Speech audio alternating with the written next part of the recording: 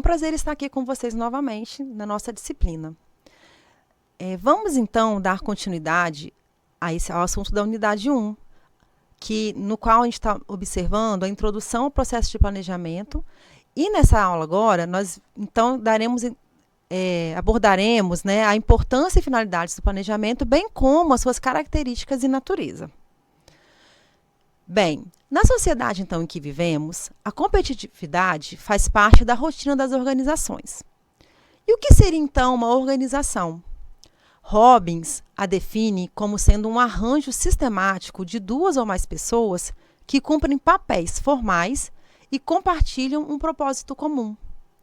A competitividade de que falamos se intensifica pelo fato de tudo mudar a todo instante.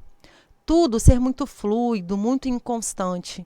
É aquela famosa sociedade líquida a que o sociólogo, Bauman, se refere quando diz que nós vivemos tempos líquidos, ou seja, nada é para durar. Nesse cenário, as empresas cada vez mais se preocupam em ter um diferencial e buscam inovações para se destacar. Existe uma preocupação em melhorar e manter a qualidade dos serviços e produtos oferecidos. E por isso o planejamento se apresenta como algo indispensável, estrategicamente, então, para as organizações. Entretanto, Almeida enfatiza que o planejamento não é o acontecimento, mas um processo contínuo, permanente e dinâmico, que fixa objetivos, define linhas de ação, detalha etapas para atingi-los e prevê recursos necessários para a consecução desses objetivos. Então, o que isso significa? O planejamento, então, é importante para não ter problemas, impasses, imprevistos, entre outras situações não programadas em uma instituição. O mesmo ocorre em unidades de informação, pois são setores normalmente vinculados a outras instituições.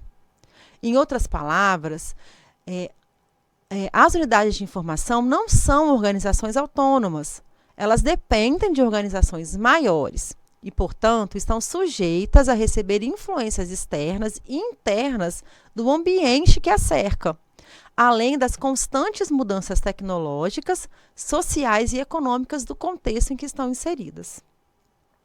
Trazendo, então, para a nossa área de biblioteconomia, nós podemos citar como exemplo de unidade de informação a biblioteca escolar, que está vinculada a uma escola. A biblioteca universitária, por exemplo, que está vinculada a uma faculdade ou a uma universidade. Ou ainda, tem as bibliotecas públicas, que estão ligadas a órgãos governamentais estaduais ou municipais. Todas elas, essas bibliotecas, sofrem impactos de fatores externos, como políticas públicas, tecnologias, novos concorrentes, novos produtos e serviços lançados, mas também recebem influências internas no ambiente em que estão inseridas, como, por exemplo, o tipo de liderança, a cultura organizacional, os sistemas e processos organizacionais e também a infraestrutura do lugar. As unidades de informação, então, têm o objetivo de gerenciar não apenas pessoas e serviços, mas toda a informação que será produzida e disseminada no fluxo entre ela e o seu cliente. Daí a importância do planejamento. Numa biblioteca, ele auxilia o bibliotecário na gestão de recursos, sejam materiais, sejam recursos físicos, de pessoas, financeiros ou até mesmo tecnológicos. Por isso, ele deve ser incorporado à rotina da unidade de informação, já que ele tem a finalidade de reduzir incertezas e riscos, auxiliando o gestor a tirar proveito de oportunidades com a melhoria da qualidade dos serviços e produtos, garantindo a realização dos objetivos visados, como bem explica Almeida. Observa-se que o planejamento tem, então, a função primordial na gestão de unidades de informação. Vimos, então, até aqui alguns conceitos sobre o planejamento e falamos também sobre a importância e finalidades dessa função gerencial. A seguir, agora, nós vamos compreender sua natureza e suas características. Bem, é possível encontrar características e naturezas distintas de planejamento, porque cada organização tem a sua própria estrutura, assim como os seus processos, a sua cultura organizacional e outros fatores que influenciam na gestão. O importante é desmistificar a prática de planejar, para que, no caso de uma biblioteca, ela faça parte da rotina do bibliotecário e não seja uma eventualidade, estando incorporada ao modelo de gestão adotado de acordo com as características dessa instituição.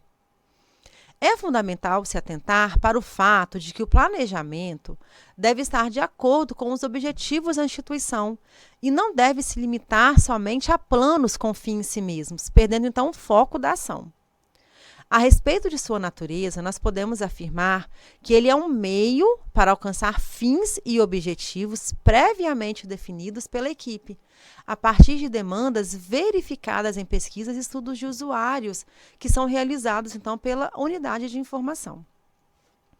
Então, agora, para se atingir esse objetivo, nós observaremos que o planejamento é feito por etapas. Ele será formalizado, então, a partir de um plano que contenha diretrizes a fim de colocar em prática ações necessárias para atender a demandas dos clientes ou usuários de uma unidade de informação. Dessa forma, ele deve ser feito com base nas questões que são apontadas por Valladares, as quais a gente pode, então, citar: quem somos? Como estamos no mercado? O que nós queremos? Como corrigir certas falhas? Para onde ir? Como estamos, então, indo nesse processo? E como também atingir aquilo que queremos? Então, para atingir os objetivos identificados como necessários, o documento do planejamento se inicia, então, com um diagnóstico a ser feito ali, que inclui os processos para a implantação das estratégias e medidas de avaliação. Barbalho e Biraquê identificam essas etapas como sendo diagnóstico, objeto do planejamento, a sua formulação, a sua implantação, controle e, finalmente, a avaliação. Conforme observado na figura, ao qual vocês terão acesso nos slides, o planejamento envolve processos contínuos que precisam estar bem alinhados para atingir os objetivos. De acordo com Maximiano, será por meio dele que se definirá o futuro desejado e se estabelecerá como esse futuro será alcançado. Trata-se essencialmente de um processo de tomada de decisões, caracterizado pela existência de alternativas. Gandin explica que não há instituição que tenha sentido em termos de eficiência e eficácia sem que se faça um diagnóstico continuado dentro de um processo de planejamento. Dessa forma, então, o diagnóstico está relacionado ao levantamento da situação atual da unidade de informação, visando ao conhecimento da realidade e da potencialidade existente. Entretanto, ao se planejar, o gestor deve conhecer a missão e a visão da instituição de que a unidade de informação faz parte, e também o perfil e as necessidades dos usuários e comunidades que são atendidos por ela. A partir disso, pode-se estabelecer junto à equipe um eficiente planejamento, seja de um serviço, de um setor ou mesmo de toda a unidade de informação. Drucker diz que definir a finalidade e a missão de uma empresa é difícil e arriscado, mas é só assim que se consegue estabelecer objetivos, desenvolver estratégias, concentrar recursos e começar a trabalhar. É só assim que uma empresa ela pode ser administrada para o desempenho. Portanto, estabelecer a missão e as finalidades da unidade de informação é importantíssimo para pensar posteriormente em um planejamento de ações. Alguns exemplos de missões são citadas por Valladares. Por exemplo, a missão do McDonald's é servir alimentos de qualidade com rapidez e simpatia num ambiente limpo e agradável. Já a missão do Sebrae é promover o desenvolvimento dos pequenos negócios visando o seu fortalecimento econômico e social, através da capacitação tecnológica e também gerencial. Já a missão da Volkswagen é oferecer um meio econômico de transporte particular.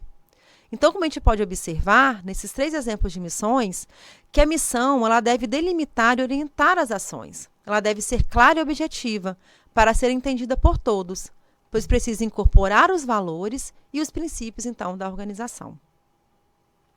Após, então, definir a missão, é importante que o gestor, com sua equipe, trace um diagnóstico situacional para depois elaborar o planejamento. O objeto do planejamento define o que vai ser planejar, o que vai planejar, com base no que foi analisado no diagnóstico. Essa análise permite um maior conhecimento da situação e o estabelecimento de medidas que conduzirão a novas metas. A formulação do planejamento implica a adoção de processos, de técnicas ou também de atitudes gerenciais que gerarão consequências futuras nos objetivos. Por sua vez, as etapas de implementação, controle e avaliação efetivarão o planejamento e conduzirão ao alcance dos objetivos e metas determinadas, conforme explicam os autores Barbário e Beraki. Assim, então, nós finalizamos o assunto da aula de hoje. Na próxima aula, nós abordaremos as vantagens e barreiras do planejamento e fecharemos o conteúdo dessa unidade 1. Até lá!